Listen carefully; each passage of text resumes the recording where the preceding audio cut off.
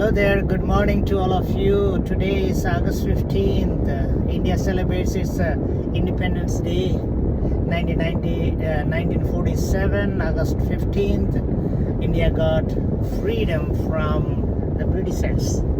And it's a beautiful day to celebrate freedom of a nation. And how beautiful it is also that when the Independence Day is celebrated on the Assumption of Mary.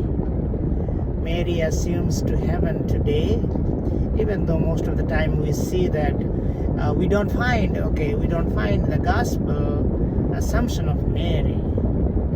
Same as we don't find Trinity in the Bible, nowhere mentioned, right?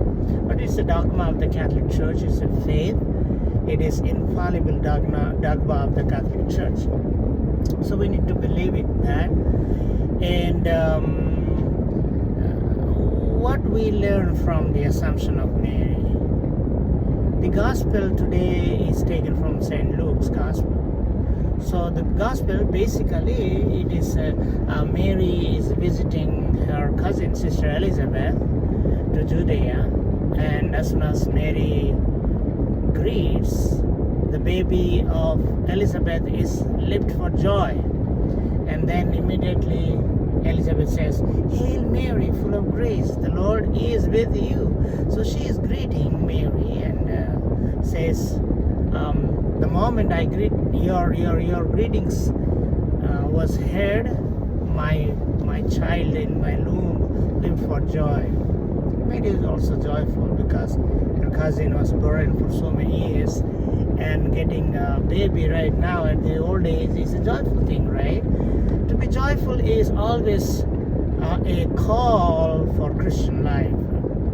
Even though Christian life is a symbol of or the product of suffering, great suffering of Christ's death on the cross, but it has carried all through by the resurrection of Christ.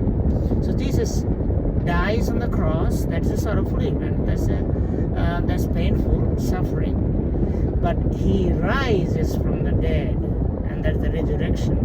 And that's the biggest joy in our faith, in our life, because we believe a God who is a living God, a resurrected God. If he was not risen, then our life has, or our faith has no meaning. Same way, today we see the Assumption of Mother Mary. She was being taken up to heaven with her body, soul. Wow, her body was not left for a corruption in the tomb, because she bore Christ, the Savior of the world. She became the covenant. She became the Luna. She became the monstrance.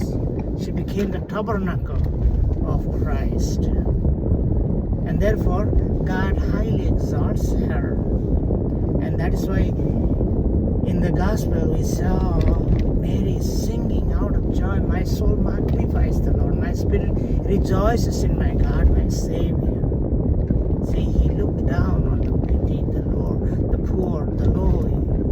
So that's what Mary is rejoicing in the Lord. Amidst her confused situation, amidst her tragic, panicked life, she gets this message from Gabriel that she's going to be the mother of Christ. That's amazing, you know. When we are in the moment of suffering, it's very difficult to imagine to be happy, to be joyful. But Mary rejoices in her givenness. So let the Assumption of Mary teach us to be joyful.